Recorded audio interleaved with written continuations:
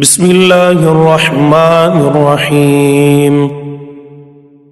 والعاديات ضبحا فالموريات قدحا فالمغيرات صبحا فأثرن به نقعا فوسطن به جمعا إن الإنسان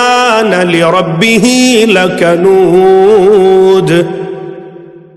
وإنه على ذلك لشهيد وإنه لحب الخير لشديد أفلا يعلم إذا بعثر ما في القبور وحصل ما في الصدور